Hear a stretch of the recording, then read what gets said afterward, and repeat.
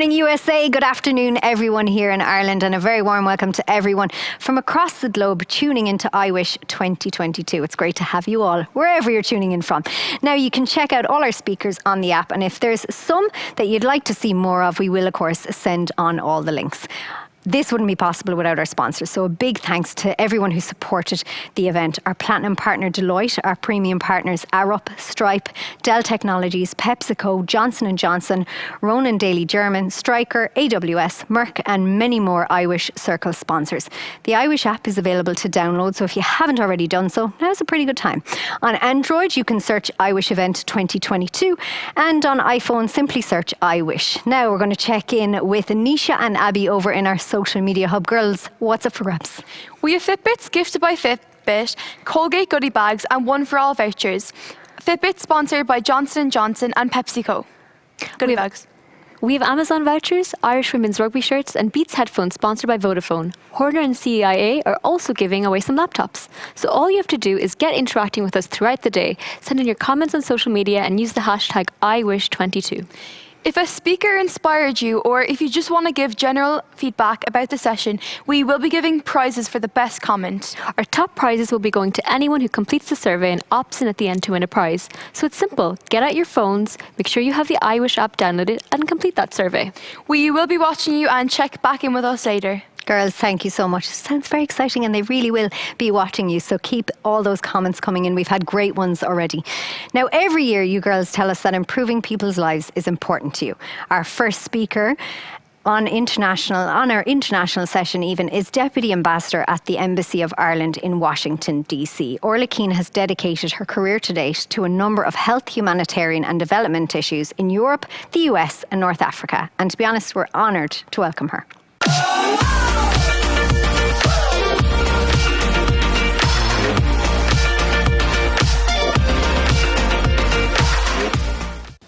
On behalf of the Embassy of Ireland in Washington, D.C., I am delighted to speak to you today and to see iWish expanding to include connections between students in Ireland and the United States.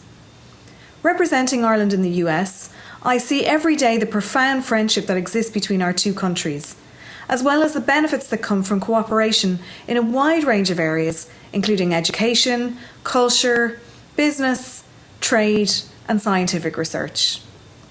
Developing the deep bonds that exist between Ireland and the US is at the core of the Embassy's work. We are fortunate to have enduring historical ties between our two countries, but we are also constantly looking towards our future relationship. We increasingly see that the challenges that we face at home are challenges faced by our international friends and partners. We need only look at the last 2 years to see the importance of international cooperation as we have faced the global pandemic. It is clear that our climate is changing, and no single country can tackle this pressing problem alone. International alliances are constantly shifting, and strategic relationships are changing. Given the range of challenges that we are facing around the world, it is more important than ever that we hear the voices of women and girls in the policies that are made at national and global levels. Women and girls are too often still facing extra challenges. Challenges like accessing education and healthcare. Challenges like being paid less than men when we enter the workforce. My own career in the Department of Foreign Affairs of Ireland has given me the opportunity to meet lots of amazing women. And I have seen firsthand the importance of women's leadership. I've had the privilege of representing Ireland in discussions at the European Union and the United Nations, and I believe strongly that we make better policies when women are at the fore of our decision making. I've also seen the incredible opportunities that exist in our increasingly globalised world. This is particularly true here in the United States. I want to see Irish women and girls maximising the opportunities that exist because of our connections across the Atlantic. Whether that is taking part in educational exchange programmes, developing professional expertise by working in the US, or bringing Irish research and innovation stateside as one of the many Irish companies trading in the US market. So I encourage all of you attending today's event to aim high in whatever you choose to do. Be adventurous. Find out about your options when it comes to studying and working. Don't assume that you're not good enough or not qualified enough. Throw your hat into the ring. And most of all, enjoy the journey on whatever road you choose to travel. Gurv míle maith agaibh, agus go nairi an tálamh go léir. Throw your hat into the ring. I like that. Thank you very much to Deputy Ambassador Orla Keane for sharing your story. Now, sit tight for the next 3 minutes as we hear from the Lord Mayor of Cork, Councillor Colm Kelleher.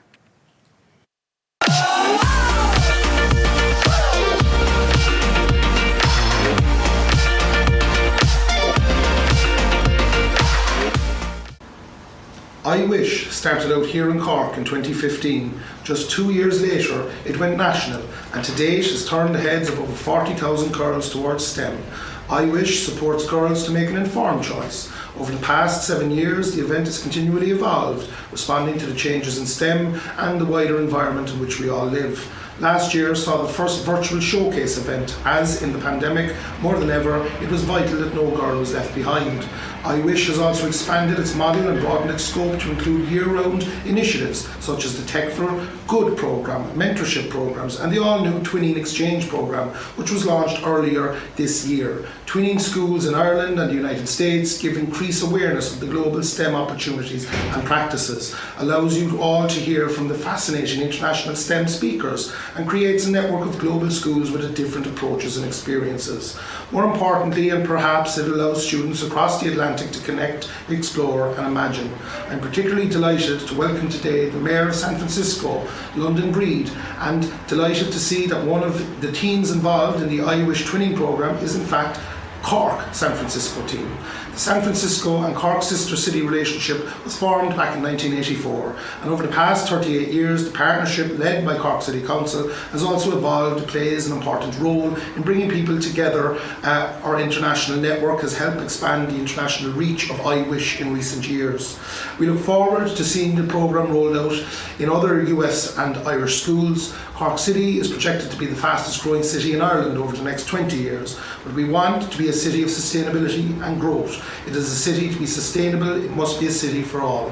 A city that champions inclusion, diversity, a city where all are welcome and all have a voice. It is for that reason that Cork City Council has supported the I Wish, as we want Cork to develop and grow as a city of opportunity, innovation and creativity. Speaking of creativity, I am delighted to hand you over to the Mayor of San Francisco, London Breed, the Mayor of a city that is synonymous with technological innovation and inclusion.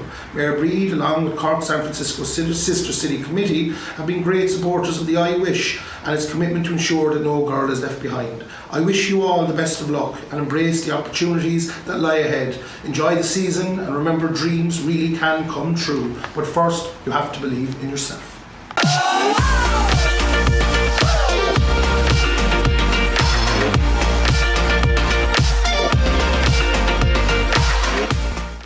Hi, I'm San Francisco Mayor London Breed. It is inspiring to see so many young women come together across international borders to learn about STEM. And this year, our city is able to participate in a pilot through the I Wish program, where local high school students here in San Francisco connect with students in Ireland on projects throughout the school year. This is paving the way for future collaborations in other cities by opening the doors of opportunity for girls and young women from around the world. You can develop research and use it to cure diseases. You can find innovative ideas that help impact low-income communities. And you can help educate the next generation of girls. I appreciate the San Francisco Cork Sister City Committee for bringing us together once again. I hope you all stay safe and healthy, and together through STEM, we will make this world a better place. Indeed we will. Thank you so much, Mayor Breed, and of course Lord Mayor of Cork, Councillor Colm Kelleher, for that warm welcome. Now let's head over to Nisha and Abby at our social media hub. Tell us what's happening, ladies. Well, we've had an incredible response today, and let's check out some of your comments. So Suzanne said that I Wish is a great support for girls considering a life in STEM. Hashtag IWish22. And guys, please don't forget to be using the hashtag IWish 22, please. Thank you. Yeah, and we've got another one here from Saoirse who says, #IWish22, finding this speech inspirational. Keep up the amazing work. Love St. Patrick's College, Cork. So that is amazing. So please do keep the comments coming in and use that #IWish22. Nisha will be giving away a prize. Absolutely, Abby. So congratulations to Anna Nixon from Archbishop Reardon High School in San Francisco. A Fitbit prize gifted by Fitbit is heading to you. What about that Colgate goodie bag? Do we have a winner? And we do have a winner, Abby, and the winner is Leah McDonald from Mount St. Michael in Claremorris. We'll be back shortly with more prizes. Indeed you will. That is true. You're giving away so many prizes all day. Thanks, ladies even. Anisha Krishna Kumar, Senior Business Analyst from Colgate, is sure to put a smile on your face and keep you on the edge of your seats with her 10 fast facts.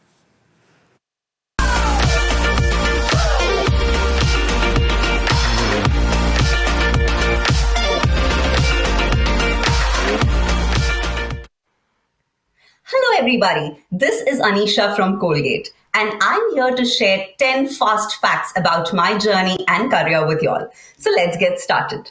Point number 1, do y'all know what engineering is? It's basically a skill set that allows you to build anything that you can dream of, be it a website, a bridge, a highway, or just about anything. So now if you envision an engineer, what is it that you guys think of?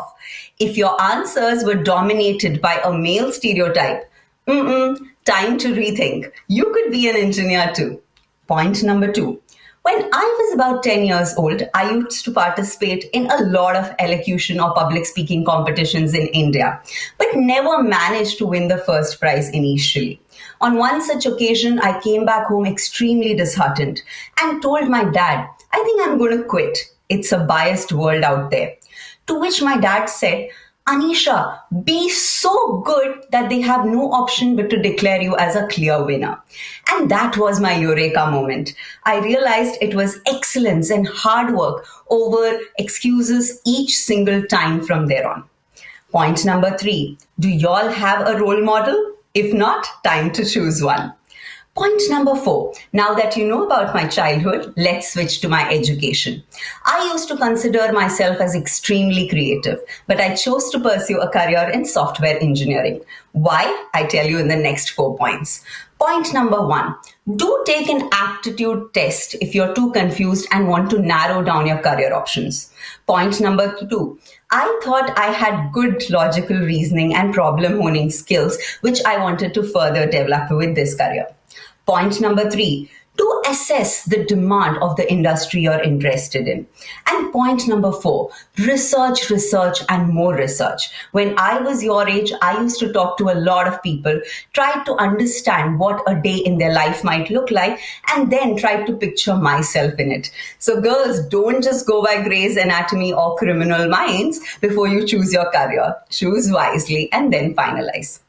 Point number 8. So now I work for Colgate. Wondering how Colgate, your toothpaste company, is synonymous with IT? That's the best part about IT or software. It just about fits into any industry.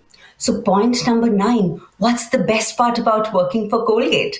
It's caring culture, global exposure, and cutting edge technology. Which brings me to my point number 10. Based on my journey, are you wondering what's in it for you? That I'll answer with a poll question back to you guys. So if you can grab your app and then answer this question. Do you think you have an analytical bent of mind? If the answer is yes, you should explore a career in engineering. And who knows, our paths might cross at Colgate. Oh, I love it. Thanks so much, Anisha, and well done as well on all your achievements. Now, the IWish IVCA Twinning Exchange programme was launched back in November. A first of its kind for IWish, it saw schools from Ireland working with schools in the US, as we just saw Mayor Breed mention there as well. Here is a flavour of their final projects.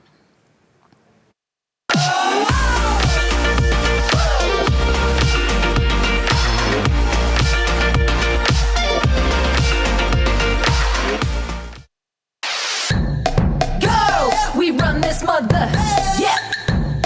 Girls, we run this mother, yeah.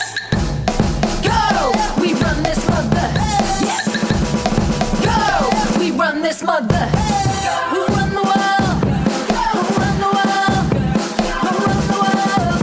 Who run the world? Who run this mother?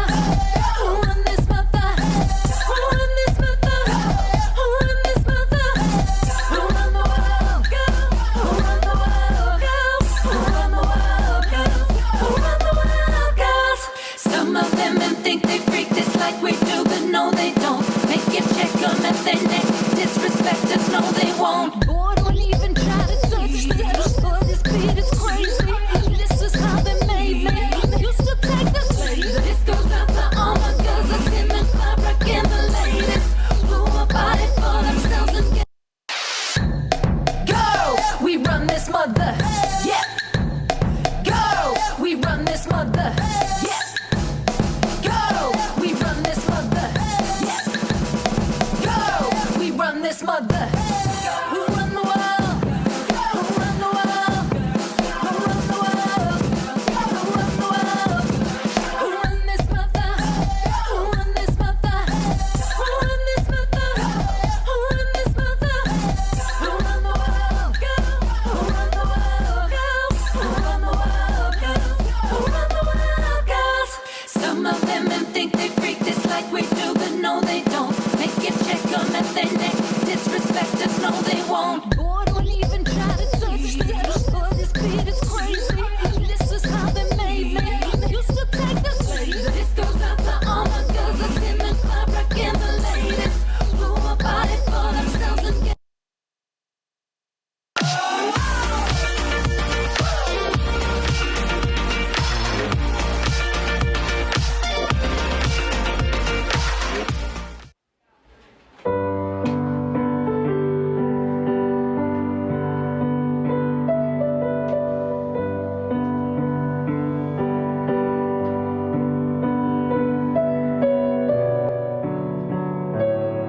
I see wide mountain figures of Muckish and North Mountain, beyond the blue rivers, lakes and dark green forestry over Melton Hills.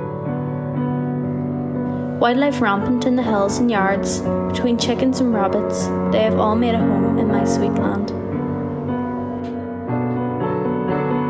I see the long flowing grasslands and the vibrant flowers in Glen Bay, new leaves budding on the swaying birch trees. I see a dark sky full of a million shining stars. I see old buildings, Milford Hotel crumbling down, the old brick church filled with ancient history. I see new buildings, Loretto and Owen J. Roberts, a place of many memories and more to be made. I see never-ending highways passing through Pottstown and quiet, isolated country roads with greenery all around. Windows flooded with light, streets filled with cars, billboards brightening the night. I see large brick buildings of new and modern times looming above me in the big cities of Pennsylvania and the smaller loved home of the wide Irish countryside.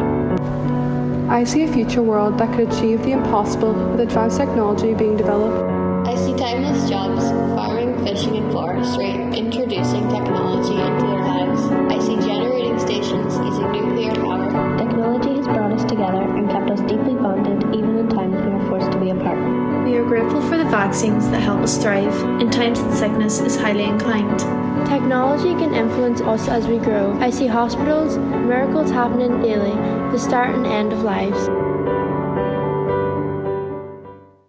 And I hear it speak of Zuckerbergs and Gates and Musks, but what of the Katherine Johnsons, or the Sarah Zeggers, or the Mae G. Deminsons?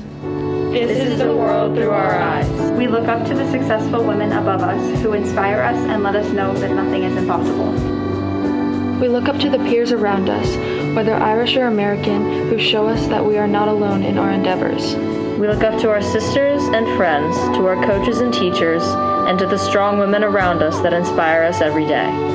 We hope to empower future generations, to inspire them to take advantage of opportunities that our mothers were not given. To see them grow up to pursue STEM careers that we cannot even imagine today. We are proud to grow with the technology that is growing with us. We are proud to use our voices and to share our opinions.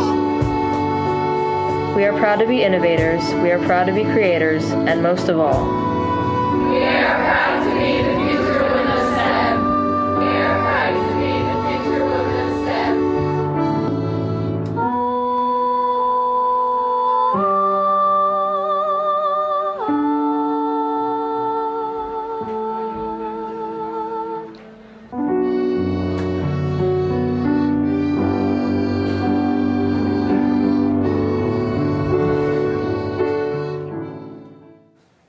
Wasn't that just fabulous? Now, look at the magic behind this. Such a fantastic opportunity for the girls to see what's happening on opposite sides of the Atlantic. Now, later on in the session, we're going to hear from some of those girls that were involved in the programme. So now we're going to have a look at the poll, the Colgate poll, the results. Anisha asked, do you think you have an analytical bent of mind, or do you possess good logical aptitude? Interestingly, 68% of you said you have, so maybe STEM is for you after all. Now it's time for me to put my feet up, because you can see you're here. Joining us in studio is Ciara Allstorn from Johnson & Johnson, who will chat to her colleagues about their life at Johnson & Johnson. Over to you, Ciara. Hi everyone, my name is Ciara Allstorn and I'm delighted to be here to lead a discussion with 3 of my Johnson & Johnson colleagues. I joined Janssen in Cork last year in June as a reliability engineer after graduating from chemical and biochemical engineering at the University of Limerick in 2020. I'm currently in my first rotation in the Global Operations Leadership Development Programme with J&J. So this is a 2.5-year programme with 3 different rotations across multiple sectors within Johnson & Johnson. And next month, I'll be leaving Cork to go to Belgium, which I'm really excited for. The programme spans a multitude of sectors and roles, from pharma to medical devices, across quality, plan and deliver. The opportunity to try out a variety of different roles within the programme is one of the huge benefits I've experienced from having a degree in STEM. And I can't wait to find out more from our panellists about their experience in STEM roles. So hi everyone. Hi Ciara. Hi Ciara. Hi Ciara. So I'm going to start off with Lisa first. So Lisa Lynch joined Dupuis Synthes last year as a graduate engineer. So I'm really interested, Lisa, to find out more about your experience studying STEM subjects in secondary school.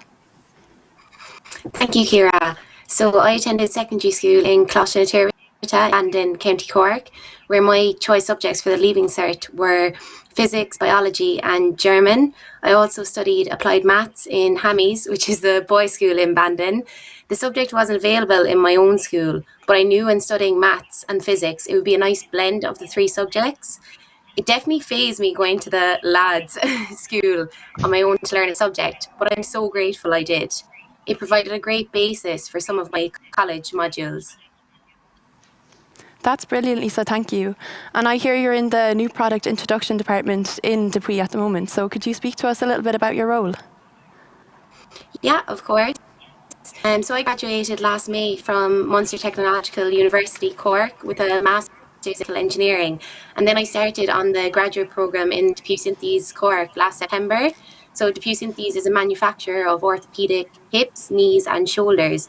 The graduate programme is a brilliant opportunity to try out different parts of the business, as I get the chance to rotate between 3 different departments over the course of 2 years.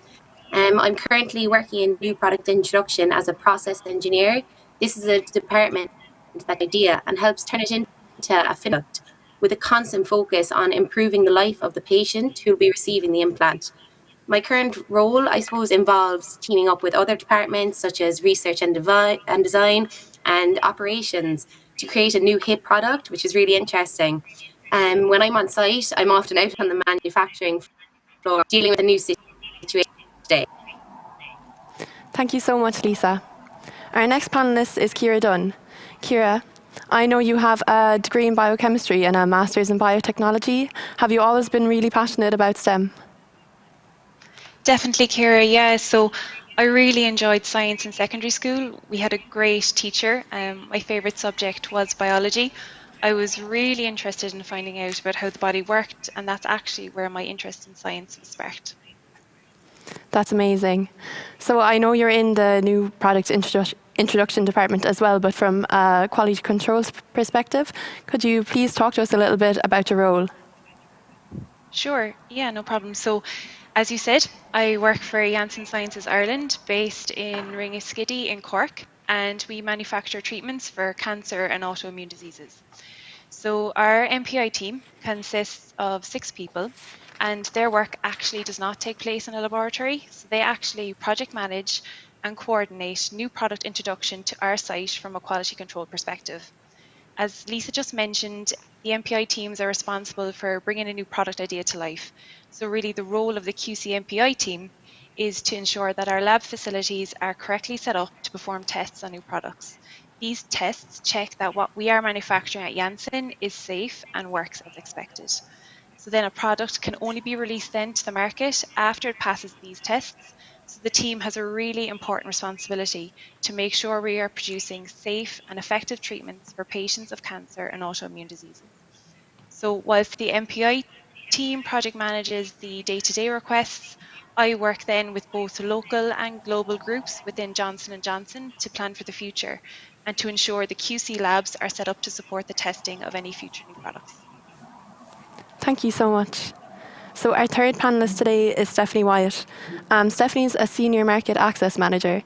I believe you didn't take a standard enough route to your current role, Stephanie, so would you mind speaking to us a little bit about the career path you took? Yeah, that's right, Ciara. So I would have studied economics and geography as my undergrad in NUIG. And as part of my final year there, I came across a module of health economics, and that's where my interest really developed for health economics, and decided to pursue a master's. And then it wasn't until I was actually in my master's and applying for summer placements that STEM really came into the picture for me. Brilliant. And can you tell us a bit about what you do in your current role? Yeah, so currently I'm the Market Access Manager for Janssen. So I work for the Janssen office that's based in Dublin. So we're the commercial side of it. So we have the sales, marketing, medical affairs, government and policy, patient engagement, and the health economics team. So my role as a Market Access Manager is to work with the HSE to ensure Irish patients have access to Janssen products. So what that involves is submitting evidence to the HSE, which will include clinical trial data, patient numbers, and the price of the medicine. We want to show the HSE that Janssen medicines work well and they are value for money. And I suppose over my last 7 years in Janssen, I've been really lucky to work across a number of disease areas such as Crohn's disease, ulcerative colitis, psoriasis, hematology and oncology. That's so interesting. Thank you so much. I'm just going to ask one final question to all of our panellists. What piece of advice would you give to your 16-year-old self? And I'll come to Lisa first with that. Thank you, Ciara. I suppose my piece of advice would be, if you're interested in something, try it. There's been times where I've tried something and I've succeeded, times I've tried something and I've been disappointed. But what I'll reiterate is, every experience, you learn something new. So always try.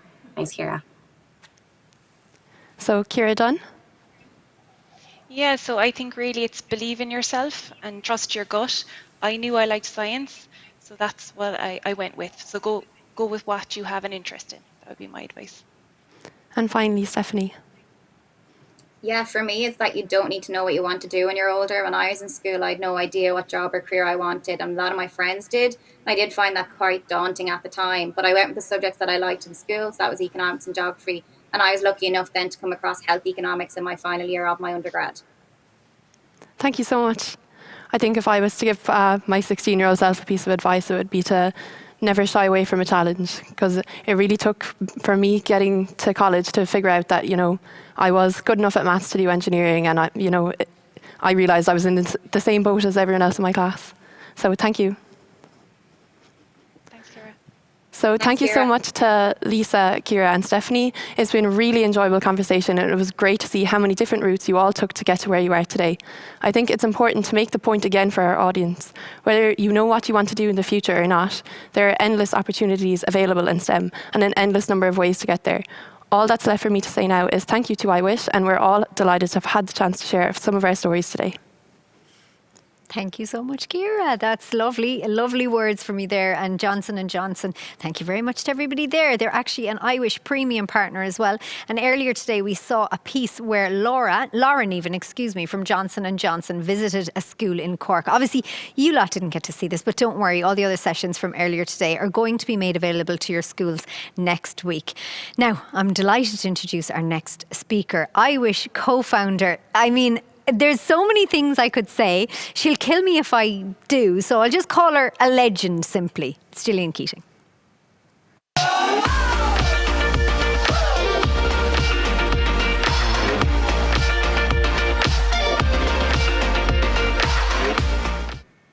Well, you have been through some crazy times these last 2 years. We all have. But we've learned some important stuff about ourselves along the way. Like the fact that you can withstand some of life's toughest experiences, and that whether you realise it or not, you have shaped the technologies of the future. With the dawn of COVID, you faced down the threat of isolation. You found virtual gathering apps, hosted online events, went to Zoom parties, and attended VR chat rooms. In short, you found new ways to relate to each other. You created new entertainment opportunities and explored and conquered a new way of learning. Under your watch, social interaction triumphed over isolation, and all facilitated by technology. VR Chat was one of those online places where you could go to forget about the world, relax with friends, and maybe even find love. Joe Hunting's film, We Met in Virtual Reality, illustrates the experience in a pretty cool way. But I want you to know, even if you can't see your real life family, you have a family here, okay? One of the key voices we follow in the film is Jenny, an American Sign Language teacher in the Helping Hands community. We can come together and support each other through our community, whether it's Helping Hands or anything. The film is not so interested in technology, but more so in the ways in which we find belonging, support, and community today. Technology is all about innovation, creating and developing ways to improve people's lives. And I get a sense that we are at the cusp of something truly disruptive. A new way of living and sharing life experiences. The metaverse. I'm sure you've heard about it. It's the place that will allow us to express ourselves in a whole new way. We will, for the first time, feel physically present in a virtual space, and perhaps feel sufficiently empowered to right some of the wrongs we see all around us. Oh, hey, Mark. Hey, what's going on? Hi, Mark. What's up, Mark?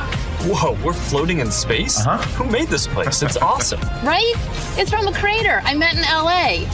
This place is amazing. Boz, is that you? Of course it's me. You know I had to be the robot, man. I thought I was supposed to be the robot. Whoa. I knew you were bluffing. Hey, wait. Where is Naomi? Let's call her. Naomi! Hey, should we deal you in? Sorry, I'm running late, but you've got to see what we're checking out. There's an artist going around Soho hiding AR pieces for people to find.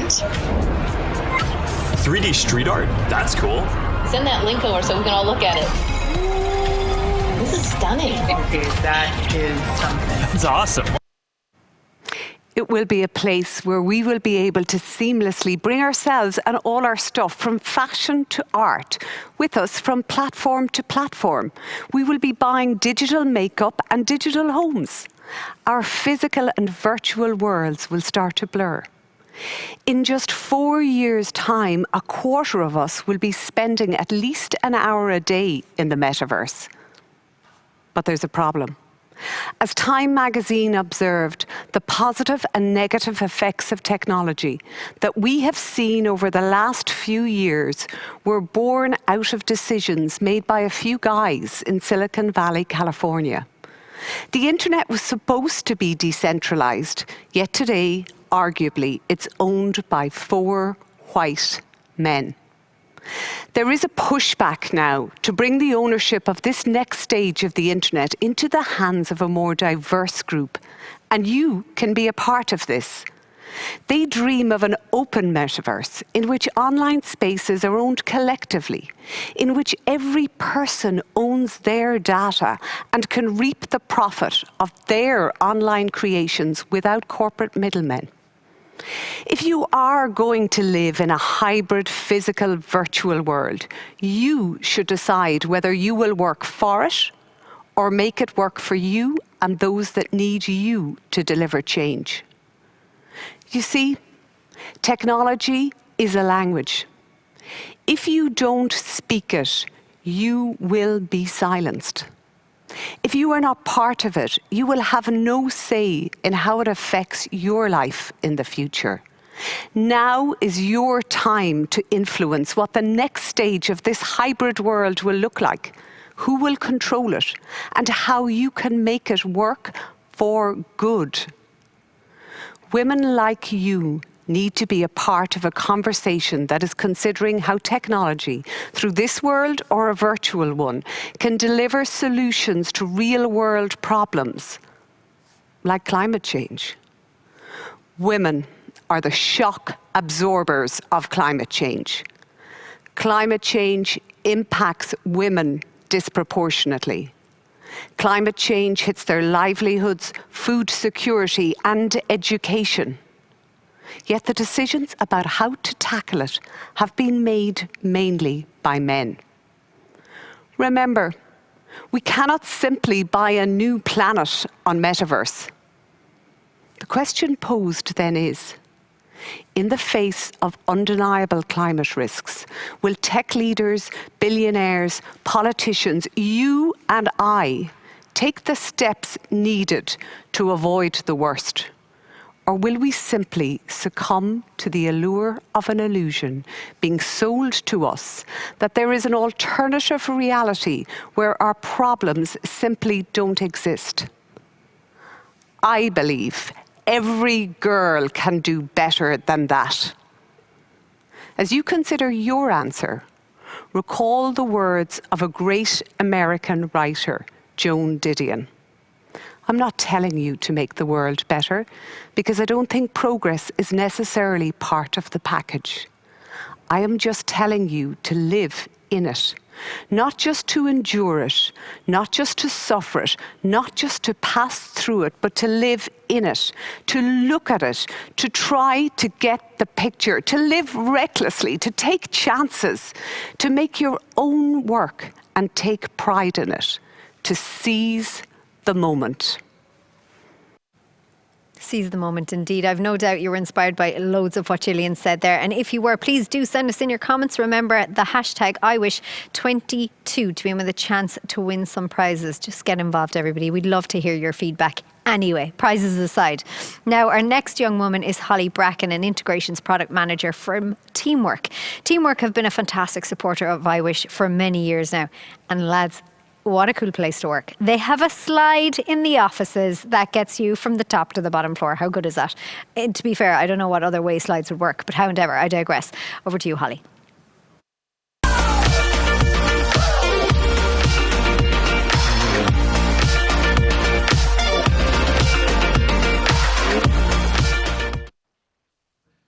Hey everyone, my name's Holly and I work for a software company called Teamwork. We build apps to help companies become more efficient, organised and happy. I'm from a small town called Kinsale in Cork in Ireland, and I went to Kinsale Community School. Shout out to everyone there. My favourite subjects in school were business and maths. After school, I studied business information systems in UCC. It's a cool mix of business subjects and computer science. And when I was in school, I always wanted to study law and become a judge. But after I went to a few open days, I realised that I preferred business. I had no idea what computer science was when I started, but once I learned to code, I loved it. In my third year, I even went to Boston for 6 months on an internship. Yep, to Boston with all my friends. And we visited some really cool places like New York, Chicago, and even Las Vegas. It was super cool. And we got to do some cool things as well, like skydiving. In Teamwork, I work as a product manager now. So that means I work with different teams across the business, like app developers, testers, designers, and our customers to see what features we'd like to put in our apps next. So I guess some of you have Snapchat on your phone, and when you update it, you get new features like new filters and new fonts. Well, that's kind of like what I do in Teamwork. I add new things to our apps. Teamwork also has the best people. I've met some of my best friends here, and working with them makes my job fun every day.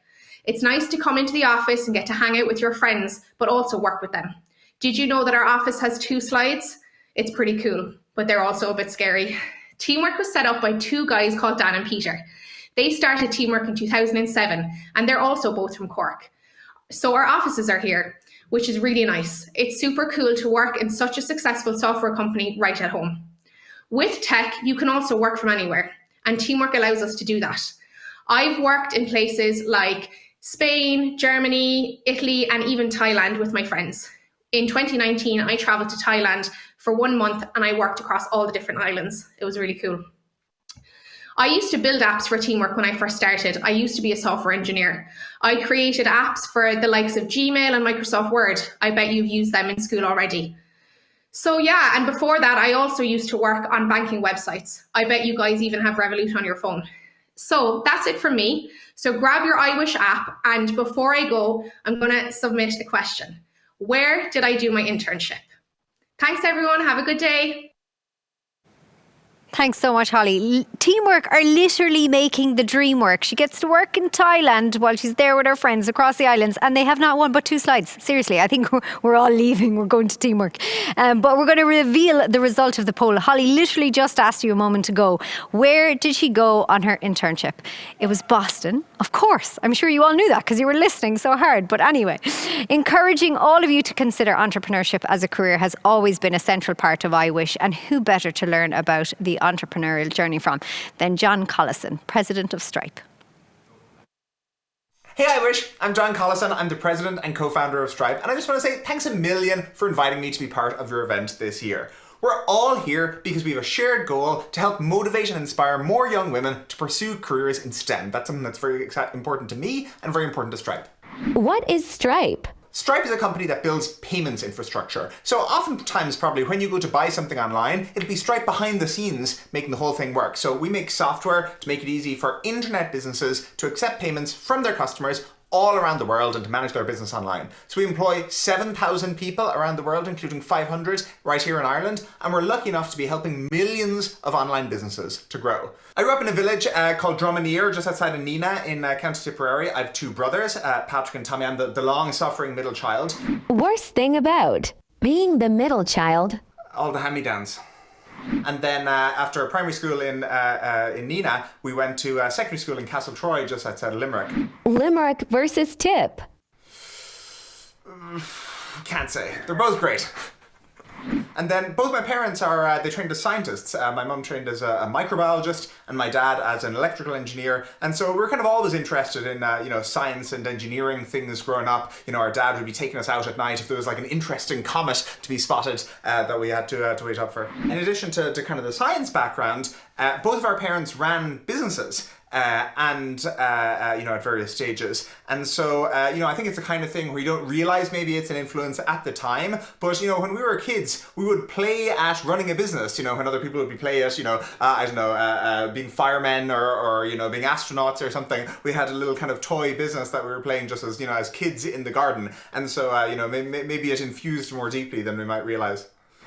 How old is Stripe? My brother Patrick and I, we started Stripe back in 2009. We actually wrote the first lines of Stripe's code in cafes in Argentina, believe it or not. How old are you? I'm old, I'm 31, which, probably feels truly ancient to everyone watching, but I still get excited. I'm still jumping out of bed in the morning because, learning how to code and kind of getting access to the internet opened up a whole world of opportunity for me, and I still love solving problems and getting into the thick of all this stuff, and that's what I get excited by, the fact that many, many more people out there, still have the opportunity to do this, and that's why as well, I'm delighted for the new Stripe program with iWish. These are combining a bunch of the things that I really enjoy, coding and entrepreneurship, and I hope many of you getting involved will want to experiment and develop your business ideas, and hopefully we'll see the next Stripe come out of this. Who should learn to code? If you enjoy maths and if you enjoy problem solving and if you think this is the kind of thing that you would be into, you should really check out software engineering as, what you go to study, in that I think many people don't realize how good they would be at it and, how fun they would find it until they have a crack at it. And you should in particular check out the new immersive software engineering program, which is launching in UL this year. It's the very first year that it happens, and they already have 50 companies like Stripe partnered up with them as kind of placements for the course. But really would encourage you, if you're into maths, if you're into problem solving, that kind of thing, to take a dabble on the coding side. Was Stripe your first company? No, it's a long, complex history, but basically we previously had a company called Shoppa, that was going to be an online marketplace, and then it ended up pivoting to be kind of more software tools, all very complex and kind of boring. But the best thing to come out of it was that when we were running this previous startup, we said, God, really hard to accept payments. Why is it so painful, to move money online? And so basically the previous startup that we had, Shoppa, gave us the idea for Stripe because we saw how broken payments was on the internet. Kabel to Edukoni Anish. Tommy Mahoney in Aaron, August, California.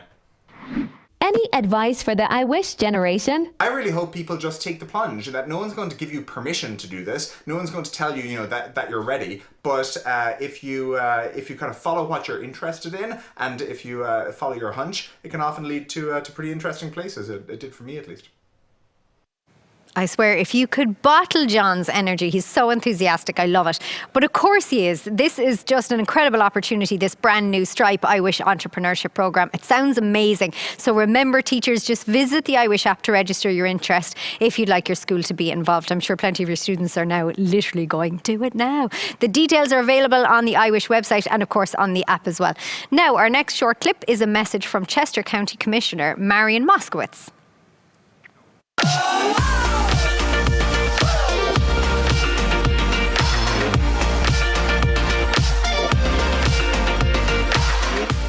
Hello, I'm Mary Moskowitz, and I have the honor of serving as a Chester County Commissioner and as a past chair and present board member of the Chester County Economic Development Council and GET. I am delighted to support the I Wish Global Initiative, a program that ensures every girl across the globe has equal access to STEM education and that no girl gets left behind. Let me say that I wish a program like this was available when I was a girl. Over 15,000 teenage girls will be tuning in globally to this event, which is a big step in empowering the next generation of females to shape a better world through STEM. By supporting the next generation of young women, we are ensuring that our world is in safe hands and that these 15,000 young women have their place at the table. Because STEM involves thinking critically, logically, and analytically, girls can develop the skills of gathering information to understand the root of the problem, as well as approach problems from a different perspective. And those with a STEM education may be more likely to persist through challenges and communicate ideas and concepts more effectively. I am thrilled to see so many schools, including a school here in Chester County, the Owen J. Roberts High School, as part of the program. And I commend the girls for their commitment, along with their teacher, Mary Rita Bonner. The I Wish Twinning Exchange program gives the young women taking part a chance to increase their awareness of the various STEM challenges across the globe, and to connect with other schools to get a deeper understanding of their STEM programs and to share their knowledge. Chester County is one of the original 3 counties in Pennsylvania established by William Penn over 300 years ago. By America's standards, we're pretty old. We're located close to the city of Philadelphia, and we consistently are ranked among the top places to live in the United States. That acclaim, I believe, is a result of contributions from people who have called Chester County home for the last 300 years, including people like Rebecca Lukens, who is recognized as America's first woman industrialist and the only woman to run and eventually own an iron mill during the 1800s. Chester County places great importance on the development of STEM education, as it not only benefits those who learn, but ultimately it benefits our businesses and industries, and therefore our strong economic health. We also place great importance on sharing ideas and developing connections and friendships with others around the world, including schools in Ireland. The more we share, the more we all learn to the benefit of everyone. I certainly wish the I Wish team the best of luck for this program and encourage many other schools to become part of this wonderful opportunity. Thank you. The more we share, the more we learn. I like that. Thank you very much, Marian, for your time. Now, earlier in the session, you saw the Twinning Exchange programme presentations. Since last summer, I Wish have been working on a pilot programme in collaboration with the IVCA after months of hard work and dedication from the teachers and students. But now we're going to meet Sarah Jane Larkin from the IVCA, who chatted to some of the girls on the programme.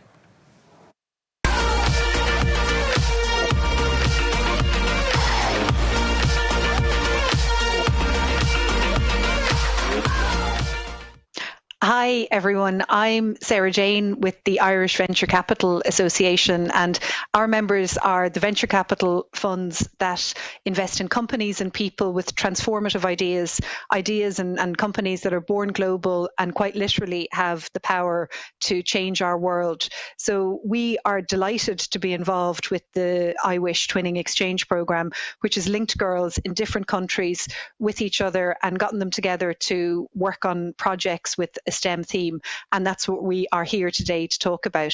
So the IWish IVCA Twinning Exchange Programme was the very first of its kind and was launched as a pilot in November 2021. And the partnership with IWish and with us here at the Irish Venture Capital Association saw transition year students from Loreto Community School in Milford, Donegal, connect virtually with high school students at Owen J. Roberts High School in Pennsylvania in the USA, and also Presentation Secondary School in Ballyfahan, Cork, twinned with Archbishop Riordan High School in San Francisco as part of the programme. And the first tailored online sessions kicked off when a number of female leaders from industry spoke to the girls to inspire them to work collaboratively on a project around STEM.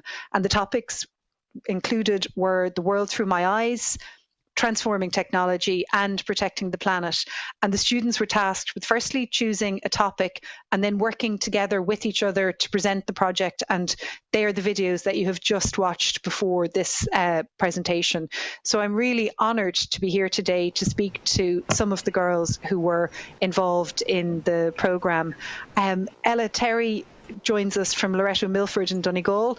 And Ella, you were twinned with Owen J. Roberts High School in Pennsylvania, and we're going to shortly chat to the girls there.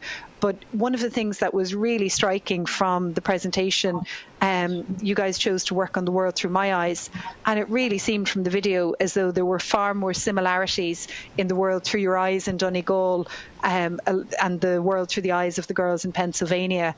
Can you tell us a little bit about that and also what you learned from each other? Yeah, I definitely think we had a lot more similarities and differences, which I found really surprising considering we're on two totally different parts of the world.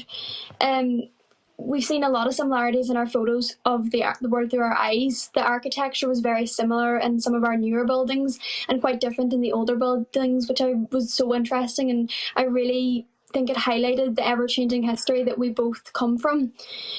Seeing all the things that we have in common with the girls from the OJ Roberts High School and talking and looking at each other through Zoom calls over the past couple of weeks, we really got to connect with the girls. We both really look up to hard-working, successful women and aspire to follow through in their footsteps. I feel we really got an in-depth look at all our similarities with each other that we never would have had the chance to opportunity to do without the IWish project. That's brilliant. Thanks, Ella Terry. And Victoria, you're joining us from Owen J. Roberts High School in Philadelphia. And we just spoke to Ella there about the similarities you found. But what I'd really like to talk to you about is the collaboration. In our industry, collaboration is so important in bringing projects to fruition.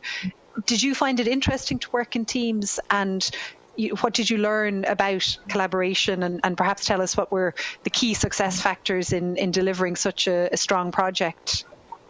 I think collaboration inspires creativity and community. It's interesting because we have never before gotten a chance to collaborate with a group of people at a global level.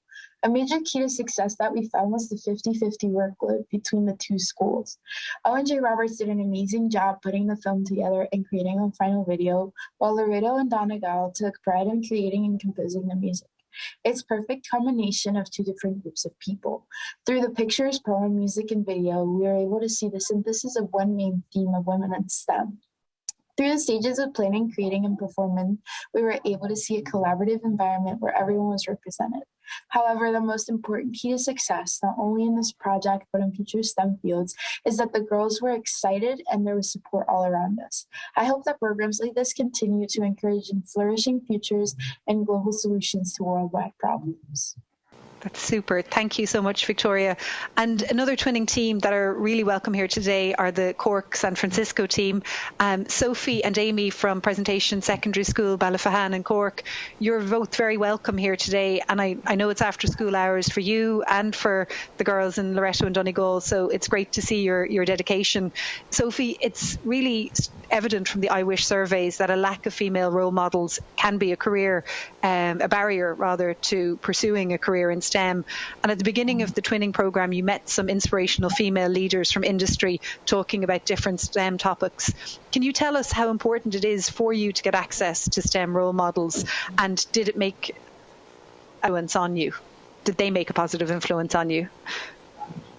Yes, there has been a huge positive influence, and I've seen a lot of current role models are male. But through STEM, I've seen that there are a large number of industry leaders that are also female. I have also seen that over the last couple of weeks that the industry is embracing the knowledge and influence that female leaders give to their companies. It is a huge benefit for us to learn from their experiences and how challenging it can be. It also shows that through the right opportunities, that this is a very real possibility, more realistic by the subjects we choose in our secondary schools, for girls to see what opportunities are available for them. That's super. Thanks, Sophie. And Amy, did you feel when you were working on the project that you were part of a team with the girls in Archbishop Reardon, and also did you feel that your voice mattered? Yes, I did feel that I was part of a team during the project, both in Presentation Secondary School, Ballyfahan, and with Archbishop Reardon High in San Francisco. I feel this project was a benefit to me in learning the various ways that STEM has been a huge influence in not just me, but in industry leaders that have engaged with.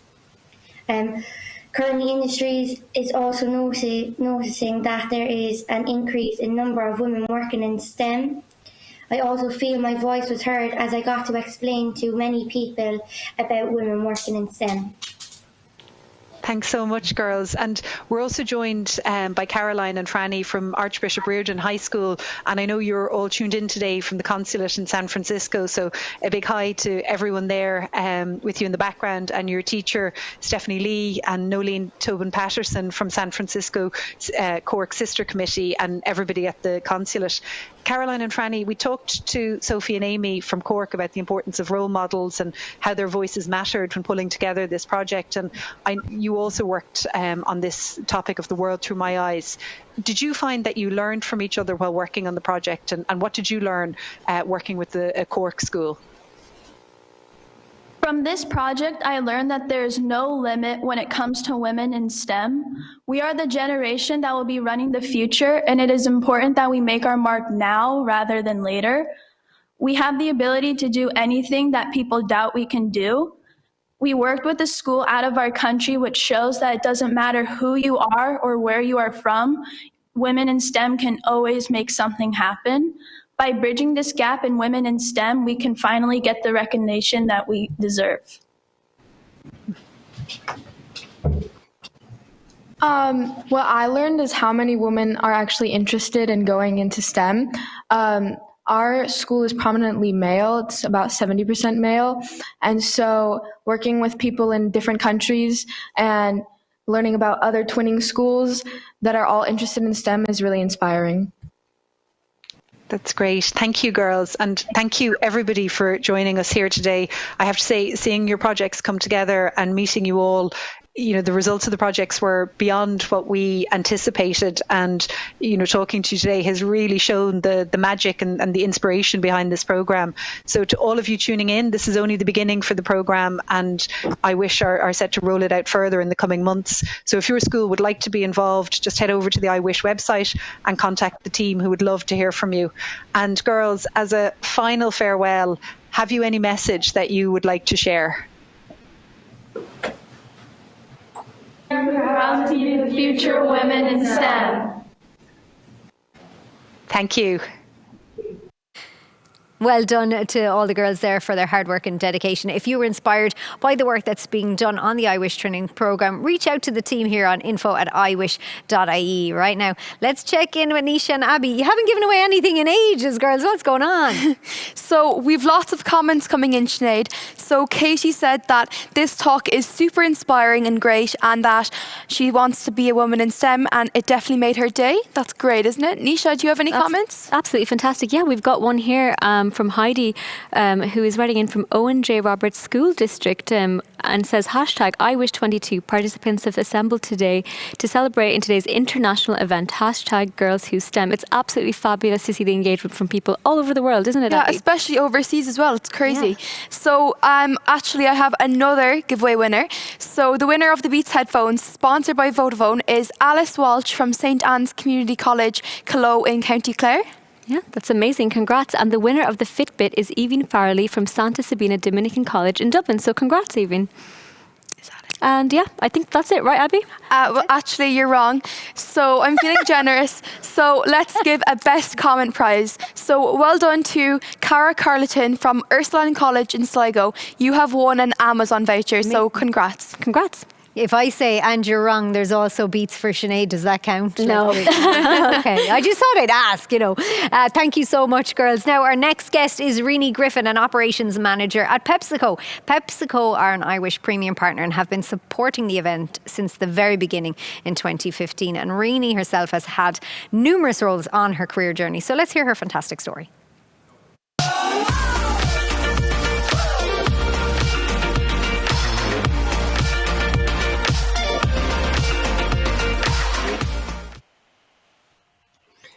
Hi, my name is Rini Griffin, and I'm thrilled to be talking to you today at this amazing event.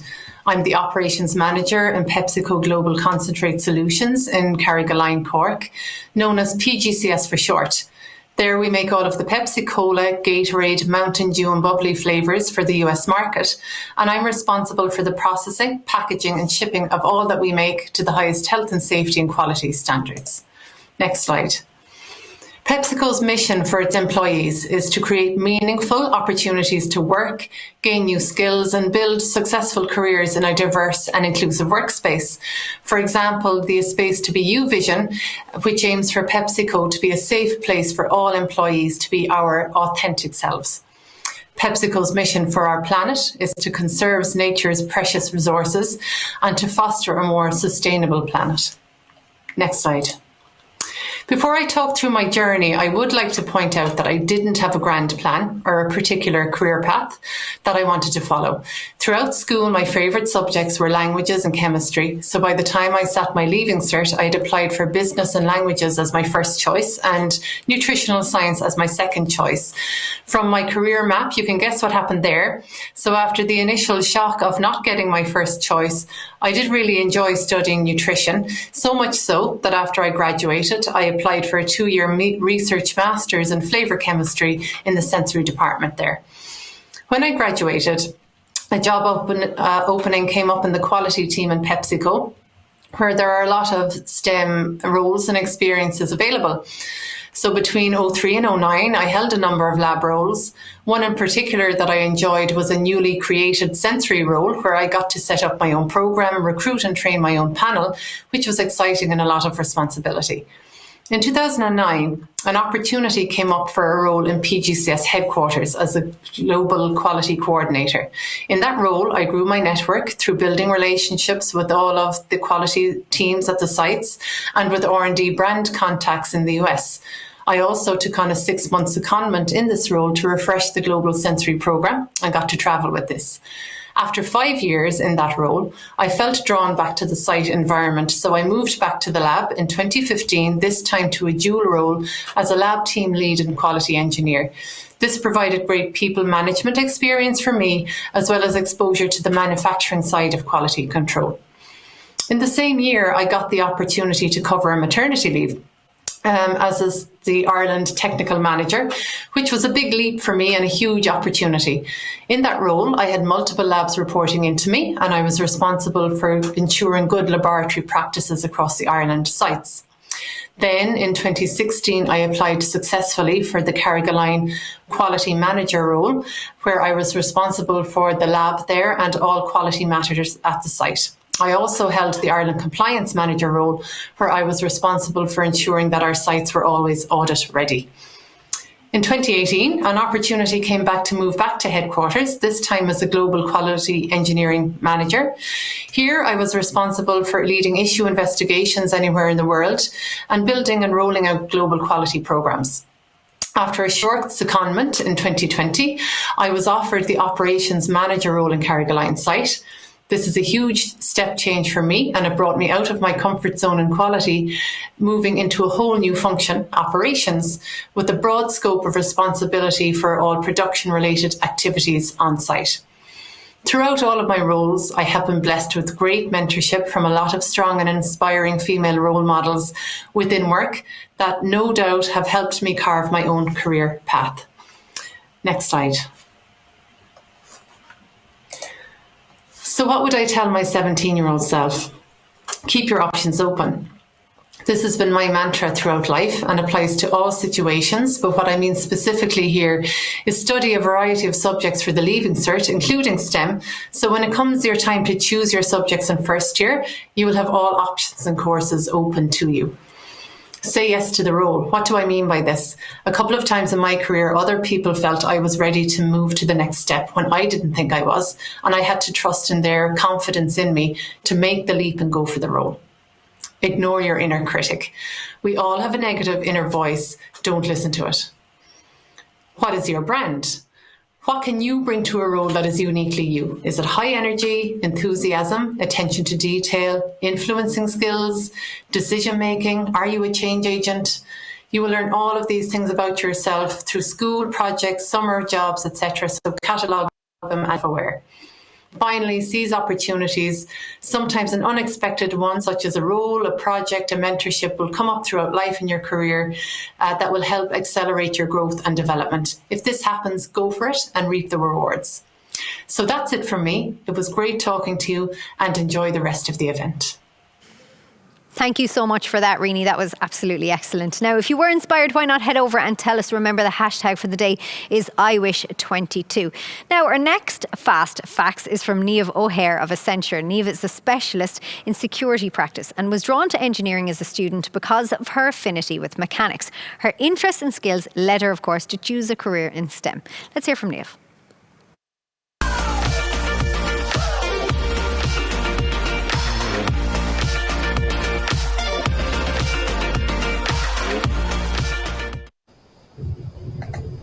Hi everyone, my name's Niamh O'Hare and I work in Accenture within the security practice. So fun fact number one, it's not so fun, but I've studied in two different colleges that are approximately 460 kilometres apart. Queen's University in Belfast and ITeacherly in Kerry. I studied aerospace engineering from 2012 to 2017 and obtained a bachelor's and master's in Queen's University in Belfast. Fact number two, as a 17-year-old in school, I didn't really know what aerospace engineering was, but it sounded cool, and I knew that I wanted to do something that I could spend some time figuring out how things worked, and I knew I always had a passion for engines and Formula One.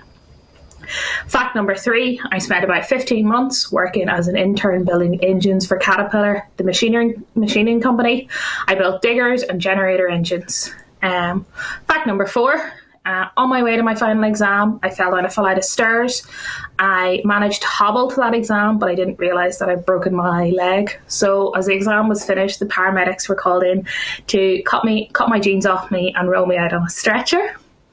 Fact number five, I joined Accenture in 2017, where I spent time working on various technologies, from mobile phones to laptops to PCs to software for users in the health and public sector. Just never ask me how to fix your printer because I cannot stand them.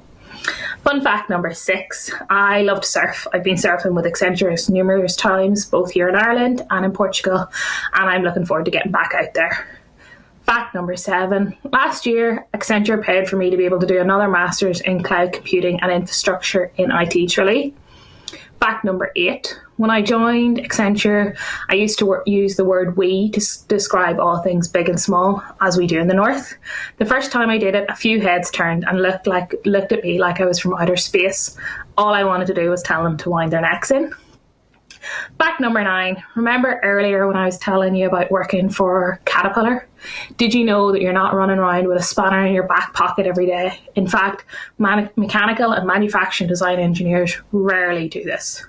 Fun fact 10, I'm starting a new journey to work in cybersecurity within Accenture to help businesses with their cyber defense and managed security services. So you can now grab the iWish app and submit your response to the following question. What is cloud computing? Is it A, an on-demand availability of computer resources? B, it stores data? C, it manages and processes data? Or D, all of the above? Thanks for listening.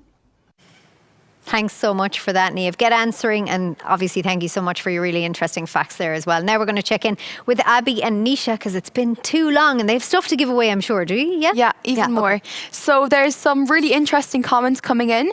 So Niamh O'Brien said that all the talks so far have been brilliant and she can't wait to listen to the rest. And she said, keep up the good work. Hashtag IWish22. That's really good. Is there any comments? Yes, I think we've got a fantastic one here on the wall that we can say hello from hashtag San Francisco. Delighted to be participating in hashtag IWish22. So that's absolutely amazing to get people from all over the world, like I said, engaging with us. So it's great. Yeah. So we have a fantastic giveaway again from PepsiCo. So it's a goodie bag. And the winner is Nora Joyce from St. Raffadilla's Secondary School. Nisha, how about Niamh's poll?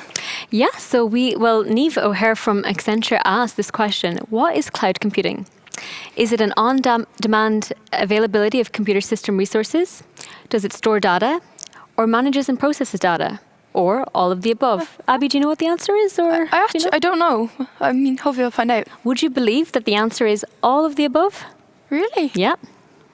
I wouldn't have known that either, Nisha. So let's give away another prize to celebrate that you answered that poll question. So winning a Fitbit Versa 2 sponsored by Johnson & Johnson is Aisling Dean from Ashton Secondary School. Yeah, congrats. Congratulations, girls. Thanks a million. You know, you've been throwing that stuff around all day and you haven't managed to drop it once. So they've broken none of your prizes. Yay! I would get everybody here to cheer, but, you know, it might sound a bit empty in the space. Thanks for everything, girls. Now, for our next piece, we're heading to the Stryker plant in Cork for a live demo to see what they actually do there. But listen carefully, girls, because you're going to be asked a question at the end, which you will find under the Student Zone tab on the iWish app. And you get your answers in, and there's a fantastic prize in store sponsored by Stryker.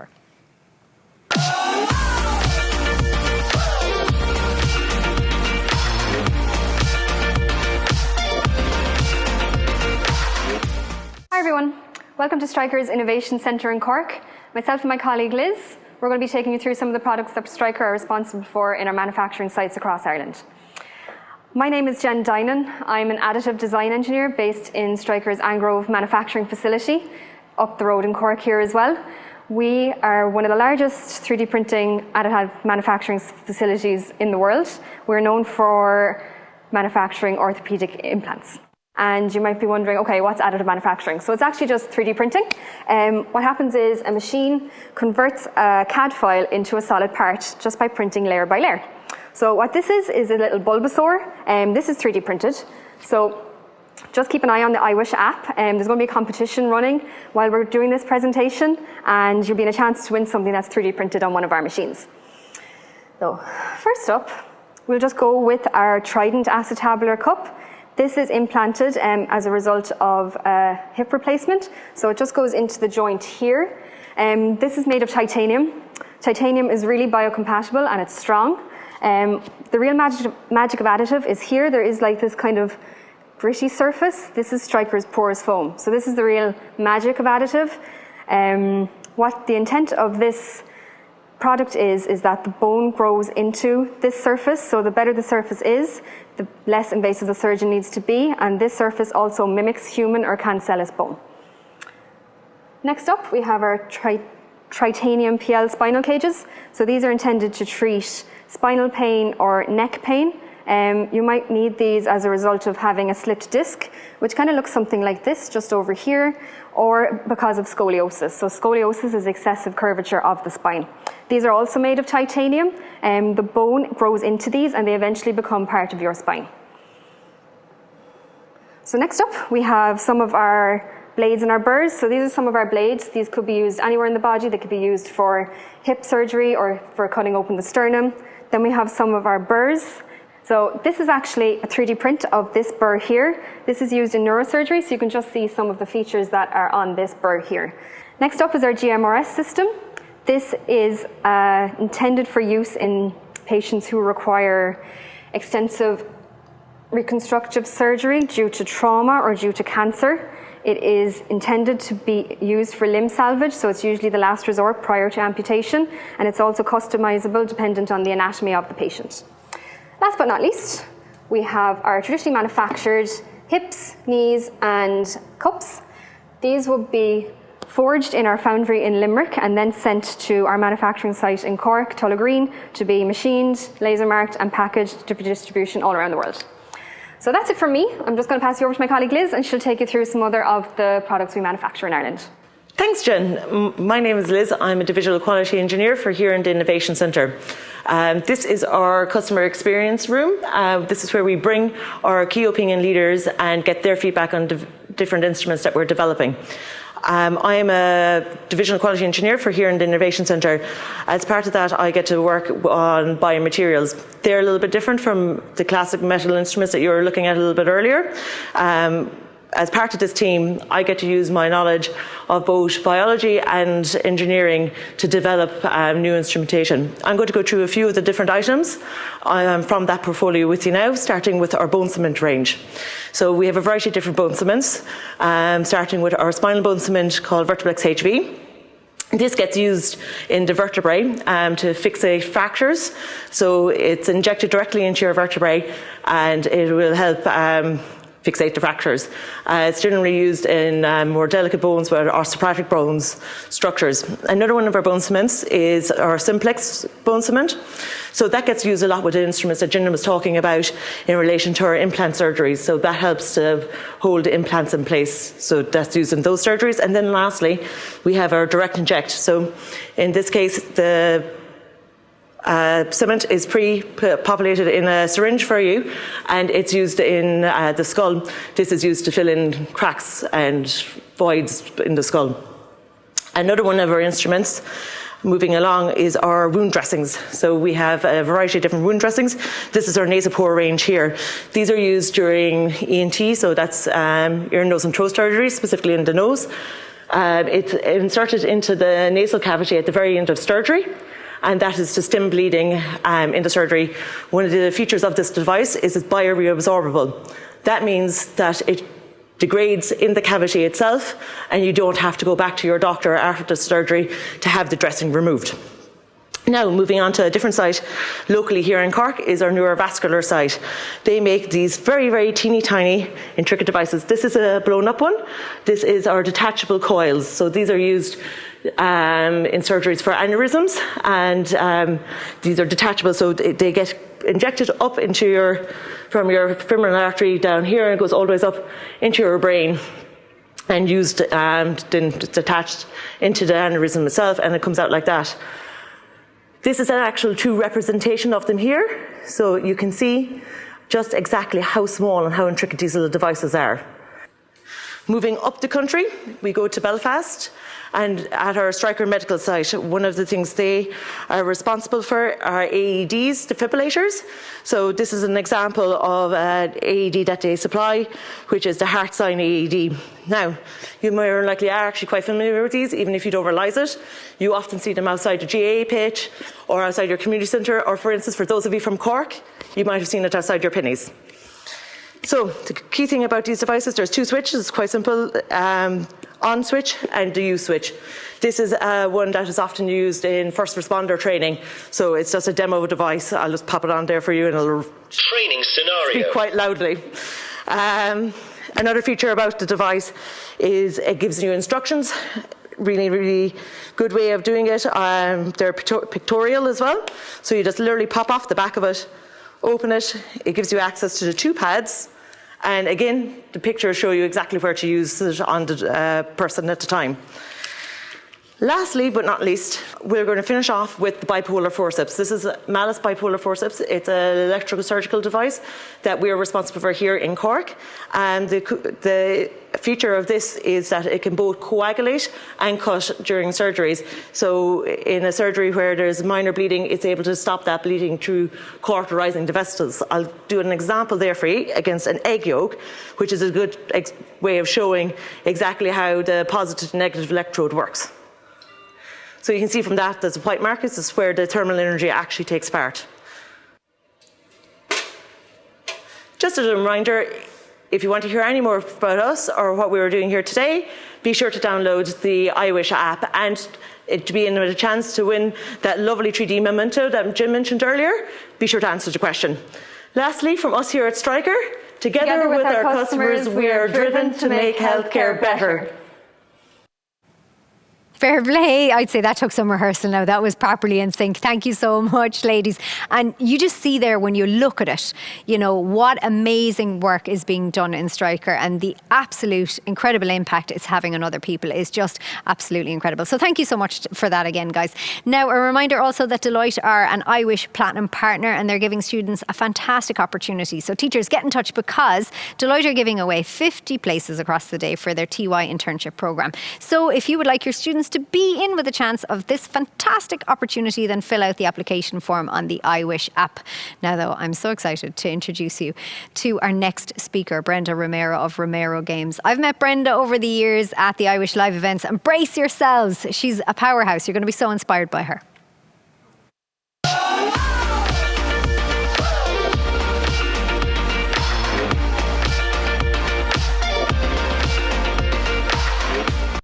Hey everybody at iWish. I am absolutely delighted to be back here this year. My name is Brenda Romero and I'm a game designer, and I'm also CEO of Romero Games. So I'm going to talk to you a little bit about design today. Some of you probably use TikTok. Have you ever thought if they made just this one change that it would be an amazing app? Or maybe you use Snapchat and you've had similar thoughts, like if they change this one thing, it would be so much better. Well, maybe you're thinking like a designer, and that's what I do. So I'm going to tell you a little bit about my profession today. So I'm specifically a game designer. And when I tell people that, I get one of 3 questions. The first one is, did I make Fortnite? I didn't make Fortnite. If I did, I'd have a fleet of Lamborghinis outside of my house. The next one I get is, do I spend all day playing games? And I kind of do, except they're broken and they're not yet finished. And it's my job to unbreak them, to fix them. And then when that's all done, out they go and they're ready for people to play. And the last question I get is, what does a game designer do? And basically, game designers create virtual worlds for players. Whether that's a sci-fi setting or an iconic character, we dream of the worlds in which people play. So a game designer's plans are a lot like an architect's plans. And from these plans, somebody will build a house. And similarly, from a game designer's plans, somebody will build an entire world. So these are my game design. This is a level design that I had eons ago.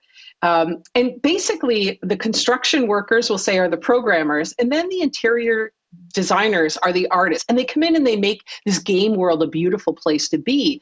But without a game designer, what's happening there? So game designers are really the experience planners. We're creating something that can happen in that space. And if we look at this house and think, what would happen here, or here, or here, or here, each one of these suggests a distinctly different possible experience. And think about Minecraft for a sec. So a game designer, had to answer these questions. How do the players walk? What happens when they hit a tree? And what happens at night? You can see it very clearly in board games. You go past Go, you collect $200. And with games, we use play to teach the player the rules. So jump over the pit, collect coins, and so on. And game designers basically create worlds. We create goals, we create challenges for our players, we create stories, and overall we create an experience, whether that is to avoid the zombie hordes or to rescue the prince in a castle. So I got my start, that's me. I got my start in games. I was pretty young. My family would go to yard sales. And when we were there, I would collect board game pieces and I would actually make my own board games. I got a lot of experience doing that. I got into the game industry, luckily, right at the beginning in 1981. And this was the first game we worked on. It looks like a fossil, I admit it. But this game actually leads to Final Fantasy.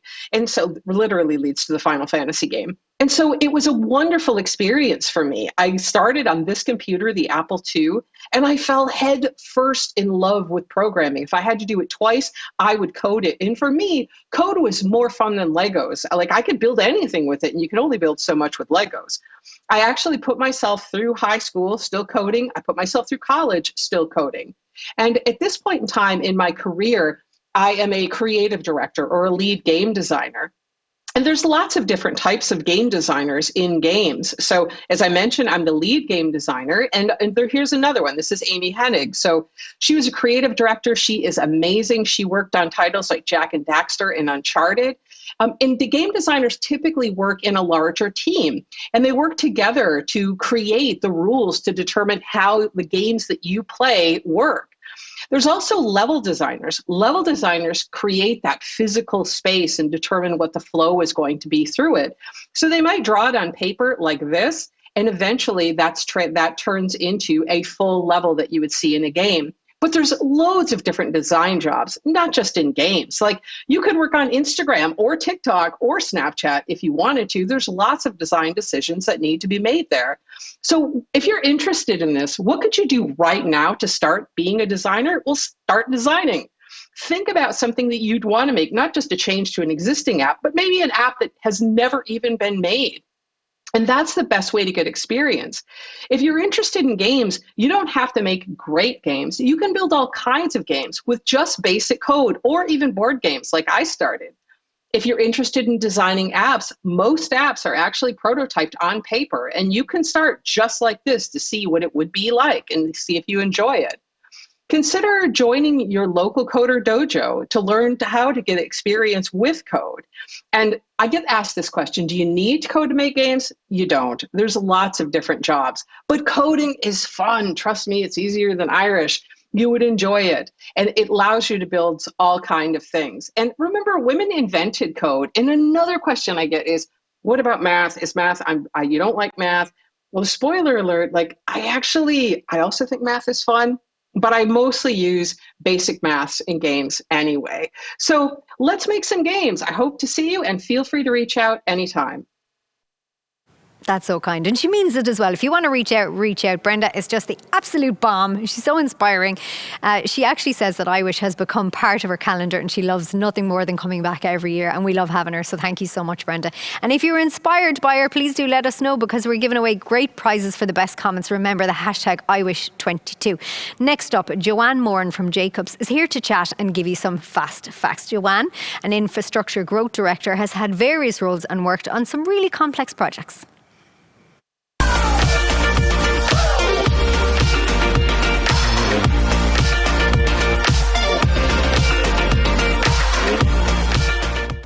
Hi, I'm Joanne Moran. I'm the Infrastructure Growth Director for Ireland for Jacobs. I am married and I have 3 teenage children, and they are all looking to make their subject choices or going forward with their qualifications at the moment. And when I was their age, I wanted to be a vet, and I made my choices on the basis of that. So I studied biology, chemistry, physics and maths. But unfortunately, I didn't get into vet school, and I studied zoology at university. One of the reasons I did that was because I really enjoyed it. I found it interesting, and that was all good. But I found that I didn't really want to do research, and I didn't really want to work in a zoo. So I wasn't really sure what I was going to do next. But I took a summer job in an environmental consultancy. That was a job I didn't really know existed, but I really enjoyed it, and I found I was quite good at it. So I stayed on there. One of the first things I did in that job was work on the waste management strategy for Northern Ireland. And at that time, we were probably sending about 100% of our waste to landfill. And the consequence of that piece of work is that we are probably doing about 25% of our waste now goes to landfill, so a significant reduction. And I realised that some of the things that we could do could have a real impact on our quality of life. So I moved to Jacobs in 2017, and I took a job in Jacobs in 2017 in the sales team. And my job's really about growing the business in buildings and infrastructure in Ireland. And what I love about that is that I'm doing something very different every day, and actually I'm having that continued impact on the environment around me. So we work on all sorts of projects like Metrolink, Bus Connect, Belfast Vision. We're helping to upgrade the water infrastructure across Ireland, and in doing that, we can positively impact those projects and how they can become more sustainable for the future. I've had some great influencers in my life, and three women I would mention today. The first being my mom, who encouraged me to get the best education that I could to give myself choices. My daughters, who encouraged me to do things like this to try and help other people with the decisions that I had to make, and hopefully make for a better career prospects for them in the future. And then I really admire people like Jennifer Lawrence, who stands up for who she is and is completely authentic to herself and challenges what's maybe expected of her in her role as a woman. And I'd like to encourage my daughters and others around me to do the same. So now, if on the basis of what I've just said there, maybe you could go over to the iWish app and answer a question. If you could have dinner with three inspiring women, who would they be?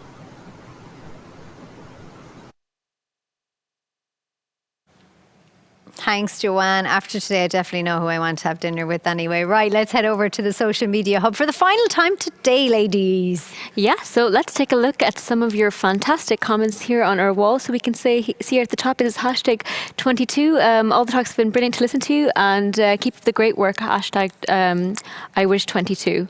So Abby, do you have any other ones? Well, Springboard Communications said that there was great coverage over today's hashtag IWish22 event in the Irish Times.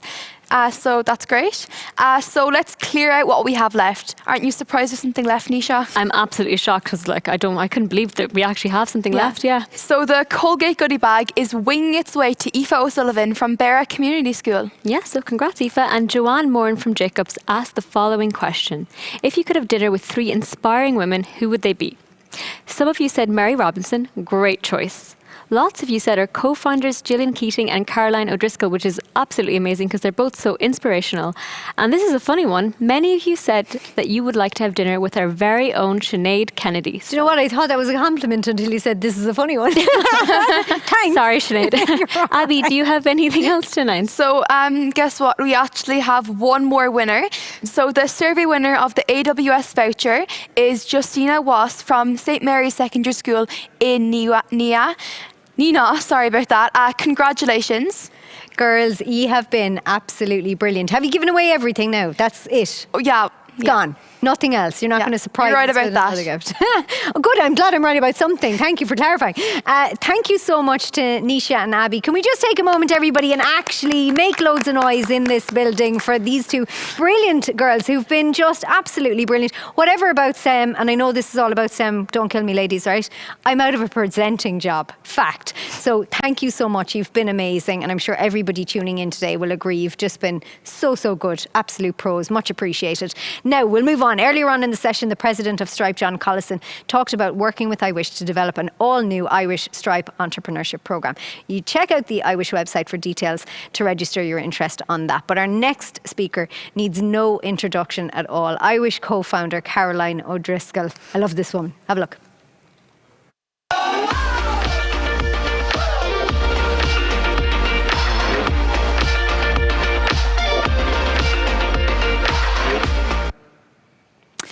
Jobs are changing, and they are changing at a remarkable rate, and all because of STEM. Today you can be a sustainability manager, a podcast producer, a drone operator, a cryptocurrency analyst, and on social media, get this, you can be a chief listening officer, jobs that did not exist 10 years ago. Imagine what the next 10 years will bring for you, but only if you choose to participate. You see, less than 25% of the STEM workforce is female, and COVID-19 has made the STEM poverty gap worse for women. Chances are you won't get to do any of those cool jobs if nothing changes in society. 39% of the global workforce is made up of women, but women accounted for 54% of COVID job losses. Because of COVID, another generation of you will have to wait for gender parity. It is now estimated that it will take another 135 years before the gender gap is closed. That means if we do nothing, you will not see gender parity in your lifetime. Of the 20 fastest growing careers in the world, 15 of them require a background in math or science. So my question to you, if you don't do STEM, what will you do? We need you girls. We need you more than ever before to help solve some of the most fundamental problems this world is facing, from COVID to climate change. We need the best and brightest minds. We need you to participate in the economies of tomorrow, to take your place at the table. So what is holding you back? We asked you. Each year we survey the girls who attend IWish, and we ask you about the barriers to female participation in STEM. Here is what some of your peers wrote. Women think they aren't smart enough to pursue a career in STEM. We don't have the confidence to do it, and we think men could be better at it. In fact, 77% of girls surveyed told us that they are not confident in their ability to do STEM. Yes, 77%. That breaks my heart. To think that right now there's a girl sitting in a classroom thinking that she can't. At IWish, we will not stop until she knows that she can. And I get it. It's not easy standing up or standing out. We have to understand that it's okay to be a red balloon. I'm a red balloon. I'm an accountant with pink hair, and truthfully, I have always struggled with fitting in. She's different, that one. The one with the mad hair. Can I talk to your boss, love? I've heard it all. Recently, I listened to a speech that the actor Denzel Washington gave. He said that nothing is worthwhile unless you take risks. Nothing. He refers to Nelson Mandela, who said, "There is no passion to be found playing small and settling for a life that's less than the one you're capable of living." You have to take chances. And then he offers this gem. How many people have told you to have something to fall back on? I've never understood that concept. If I'm going to fall back, I don't want to fall back on anything. I want to fall forward. At least that way, I'll get to see what I'm going to hit.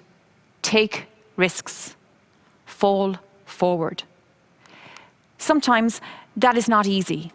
So if you're facing a moment of doubt, maybe you're thinking about doing STEM, but you're questioning your confidence, ask yourself this question.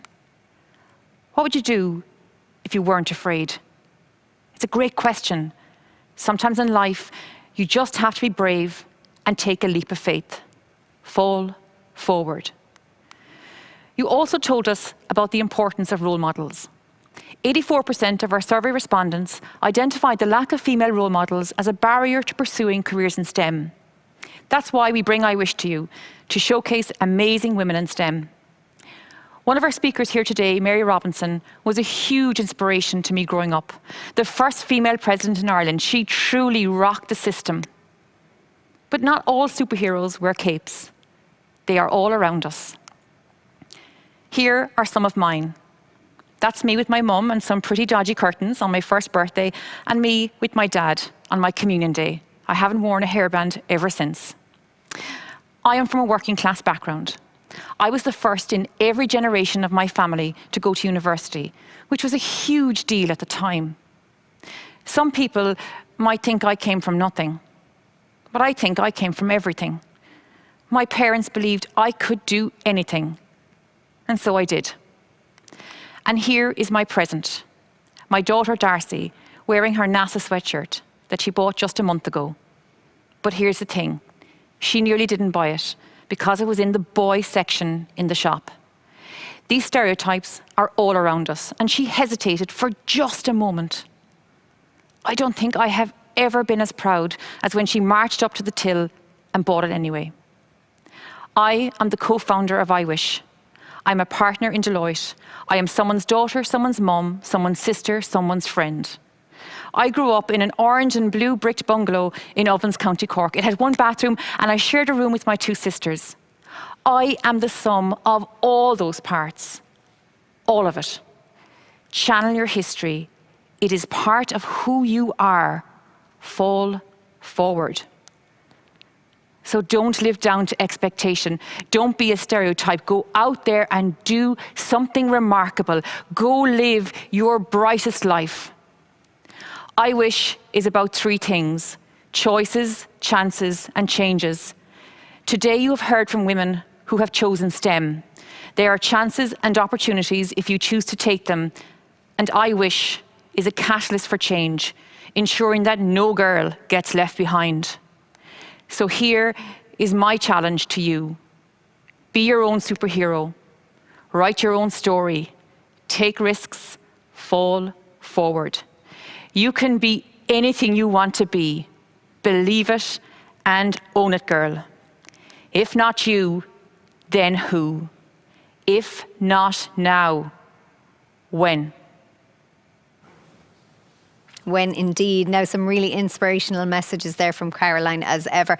Our final segment today is the ultimate success story of I Wish and shows the real impact of this event. We've got 2 girls with Anne Doherty of Quintus that attended I Wish. They were inspired and now they're studying STEM in college.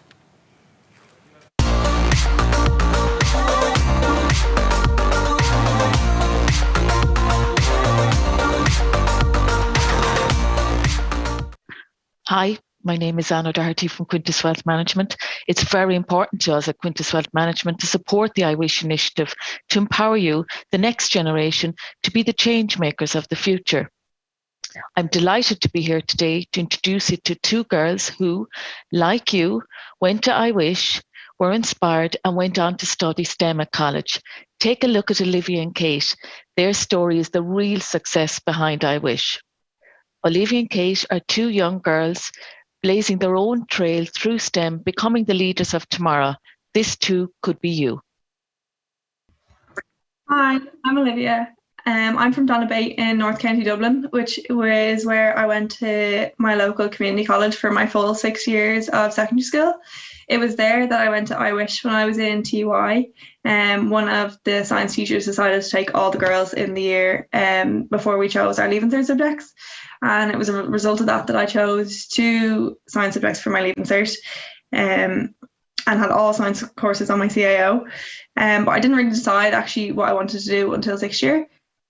So now I'm doing biomedical and molecular diagnostics in TUD on the new Grangegorman campus. And it's there that I got to study anatomy, physiology, genetics, immunology, which are all things that I've had an interest in since school, but never really saw myself being able to do without doing something like medicine.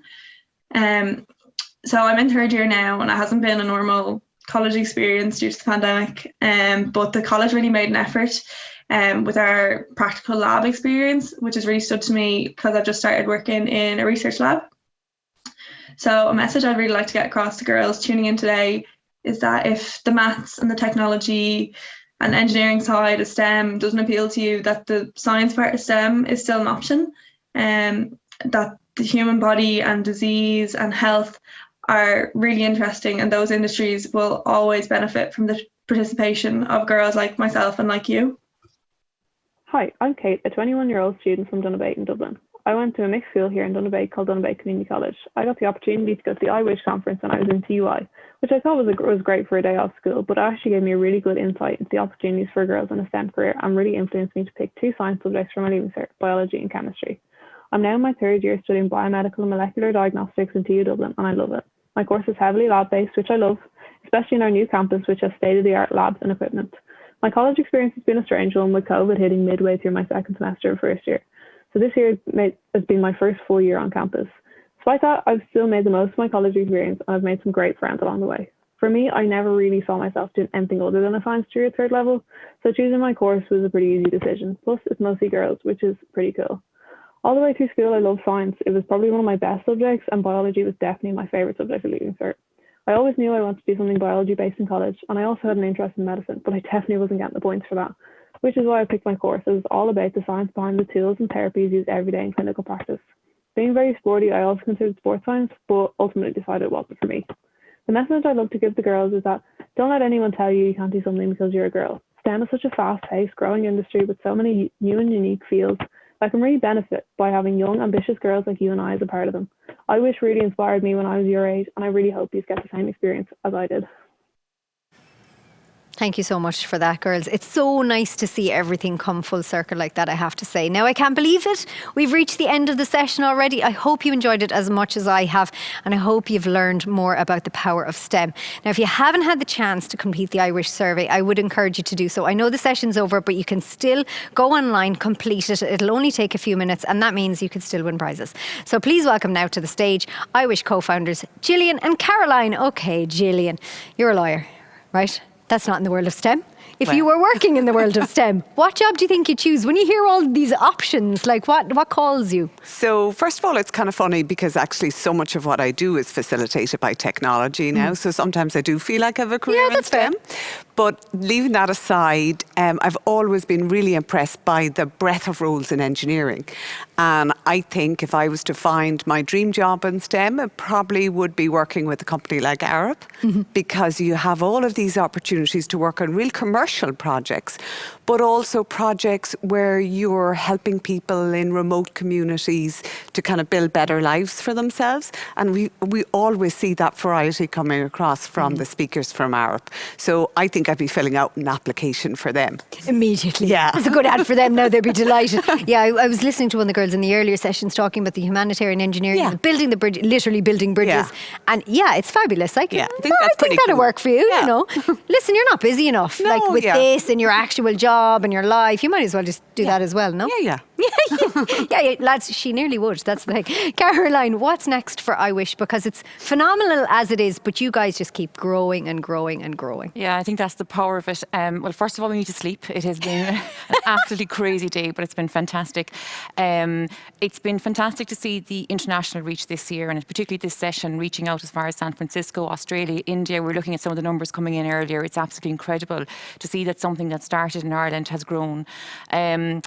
The reason the survey is so important to us is because we collect all of that data and pump it right back into the event. iWish is a very data-driven event, and it's all about the girl, and that's who matters in all of this.